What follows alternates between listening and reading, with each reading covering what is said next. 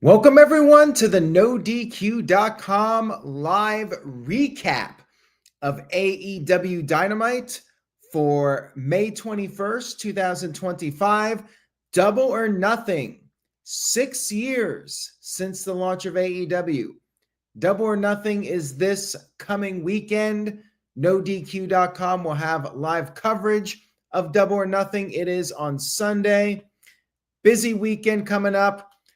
In addition to my Dynamite thoughts, I will also be giving my predictions for Double or Nothing.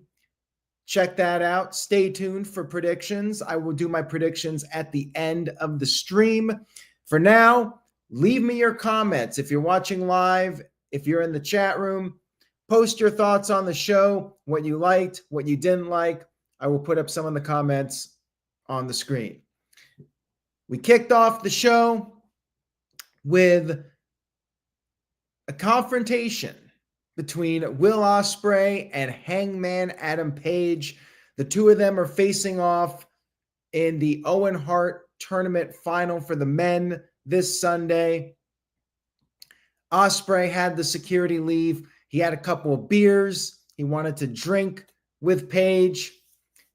He did reveal that they are officially the main event of Double or Nothing. They will be closing the show. That's how much confidence AEW has in Will Ospreay to deliver. They know he can follow the Anarchy in the arena match.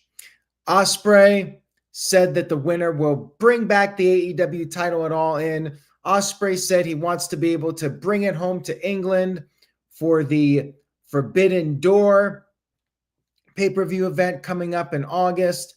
Page said that the match was personal to him. He doesn't want an opportunity. He needs the opportunity because he wasted the last 2 years of his life. He said he needs the win for his family and himself. And then Ospreay wanted to know how far will Page go to get the win. Ospreay said he doesn't take the shortcuts. He won people's respect, but he wants Page to bring that animal to Double or Nothing because Ospreay said if he could beat Page, he can beat Jon Moxley.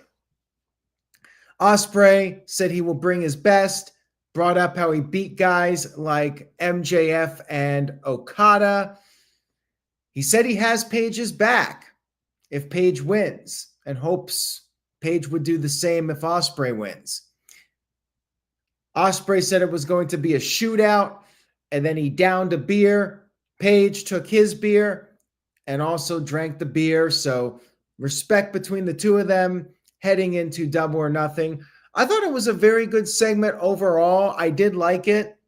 I thought Ospreay did well on the mic, and they both made this match seem very important. And that's really the key to get people invested in the storyline, making it feel like this AEW world title match with Jon Moxley is as big as it gets, and it's must win for both guys. I enjoyed the segment, well thought out, the back and forth between them, each guy explaining why they needed the win.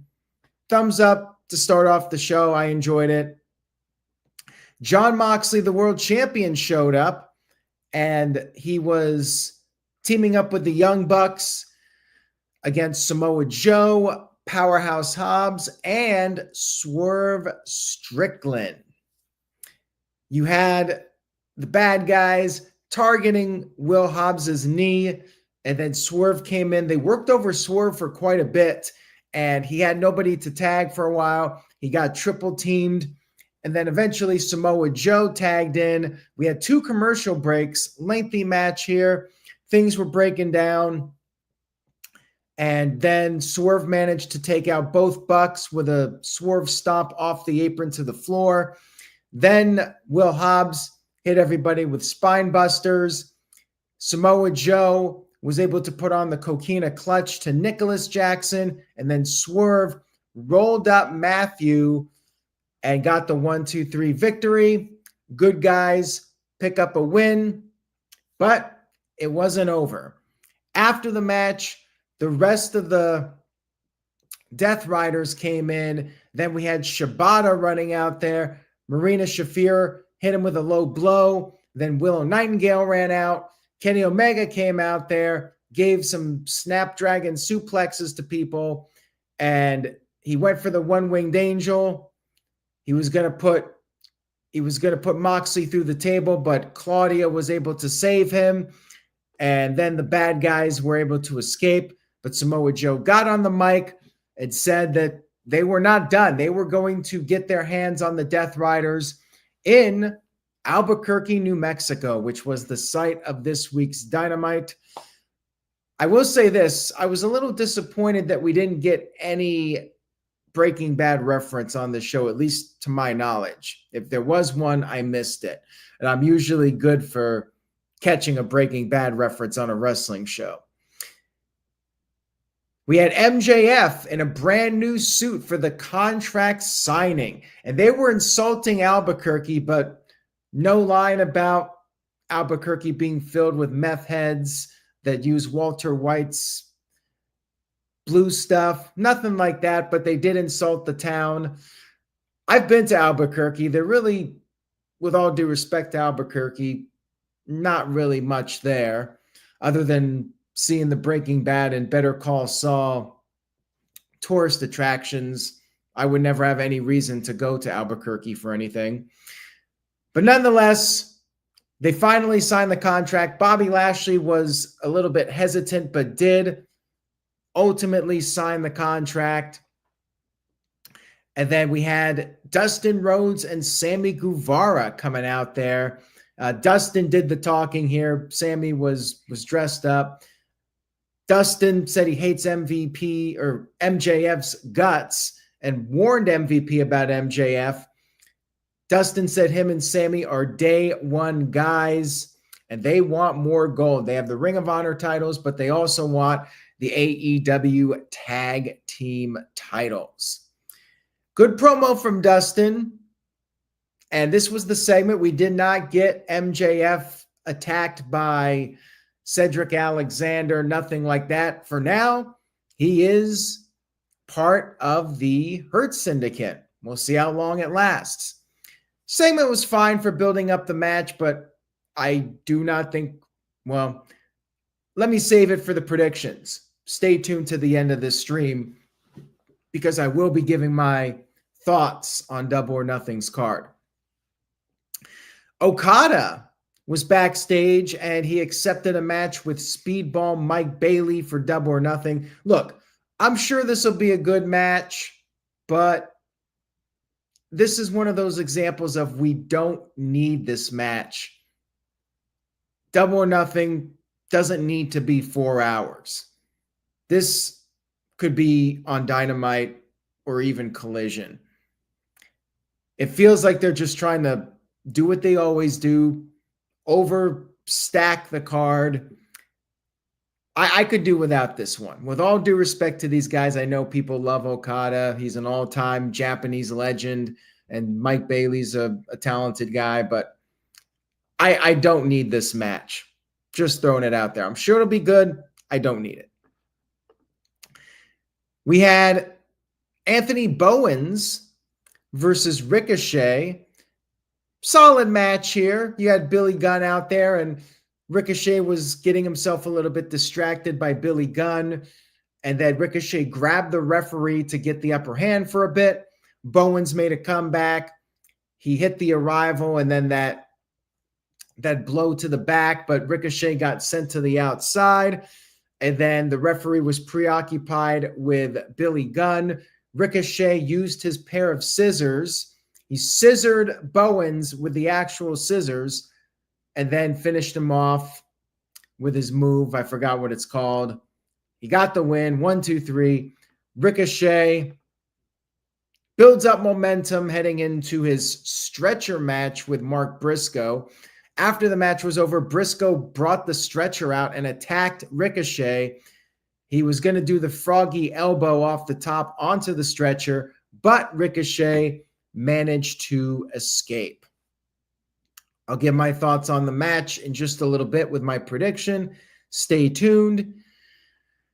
Next up, we had the Mercedes Monet and Jamie Hayter face-to-face, just like Ospreay and Page had theirs at the start.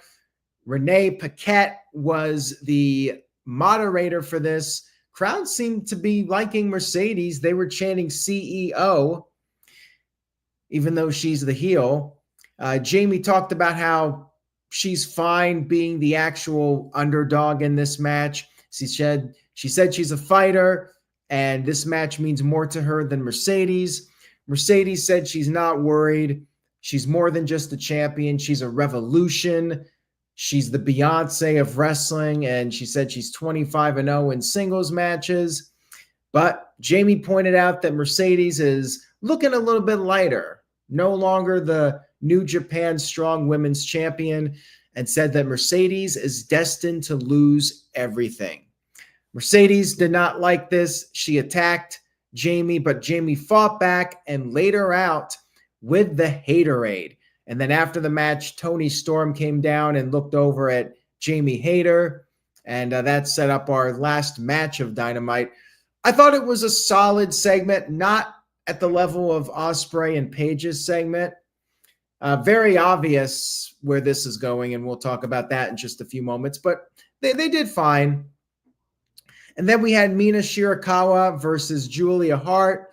Mina's got her old music back. Toni was on commentary for the match, and Mina taunted Toni a little bit. Julia took advantage of that, and then Mina was able to avoid Julia's leg drop. Julia started selling her knee. Mina took advantage of that, hit her with the back fist, and then pinned her on the mat. 1, 2, 3. After the match was over, Julia immediately attacked Mina. Mina fought back, put on the figure 4, but then Skye Blue came out there and interfered, and then Toni Storm was able to save Mina. It was Mina and Toni in the ring, stare down. Then they started fighting, and then Mina put the figure 4 to Toni around the ring post, and you had the officials out there. They had to break things up. Mina got the best of Toni. We'll talk about that in just a few minutes when I do my predictions. Match was solid. And then we had our main event segment. Renee Paquette was backstage with the Young Bucks. They were trying to get out of the building, but then they were ambushed by Samoa Joe and Powerhouse Hobbs. However, the Death Riders were there. Then Willow and everybody else involved, Swerve. Everyone was brawling. They came out by the stage. They fought into the ringside area. The music was playing. This was basically a little sneak preview of the Anarchy in the Arena with everybody fighting. Good guys were getting the upper hand, though. Samoa Joe put on I guess he was choking Moxley with the chain. I guess a clutch with the chain. Then you had a V-trigger and house call combo to the Young Bucks, but then Gabe Kidd showed up, attacked Joe, upper hand, went to the bad guys here. You had Swerve and Omega laid out on tables outside of the ring, and then Matthew and Nicholas, the Bucks, both came off the top rope at the same time, putting Omega and Swerve through tables. The Bucks, the Elite, and the Death Riders got the last laugh heading into Anarchy in the Arena. Although we do have Collision on Thursday night. They might do some other angles, but I'm going to base my predictions off of what happened on this show. But first, letter grade for Dynamite. It was a good go-home show. It wasn't the best I've ever seen. Probably far from the best, but it was very solid. I think they did a good job of hyping up Double or Nothing. I did like the final segment, and the promos were good too. So I will give it a 6 out of 10. Good show. I liked it. I think they did a pretty respectable job at building up Double or Nothing, although I do still feel that some of the matches are very predictable as far as the outcomes go. So on that note, I will talk about Double or Nothing. I feel like if I had to criticize the build for this show, it's the fact that I feel like these matches are overall very predictable, but should be a great show. It's Double or Nothing. It's, their anniversary show, basically, because the first pay-per-view was Double or Nothing 2019.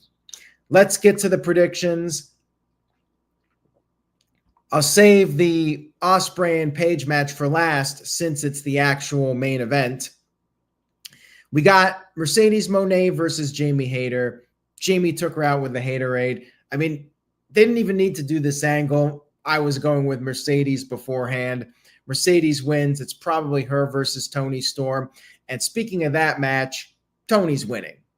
I mean, Mina is going to be around. She's full-time in AEW now, but it's going to be Mercedes versus Toni at the All In pay-per-view. I mean, that's legitimately, whether you like Mercedes or not, it's the biggest women's match that AEW can do. Mercedes versus Toni, champion versus champion.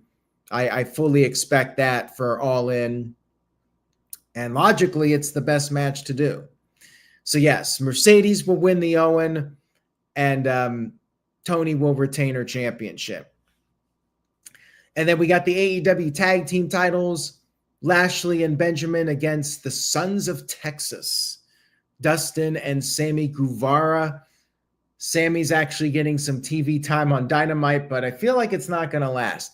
I'm not expecting a title change, although something could happen with MJF, and we could see that split, but they might be dragging that out for a little bit.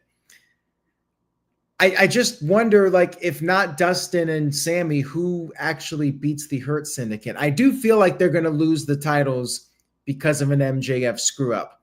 I just don't feel like it's going to be this show, but I'm also thinking, like, what other team could potentially beat Lashley and Shelton Benjamin? But I'm going to say the champs retain, and they're going to wait a little bit longer to do the split with MJF. I feel like MJF and Hurt Syndicate are not going to be together for too long. It definitely feels like a split is coming. It's just a matter of when. And we have the stretcher match, Mark Briscoe versus Ricochet. Briscoe got the upper hand on Ricochet on this show on Dynamite. So based off of that, I'm going with Ricochet to win.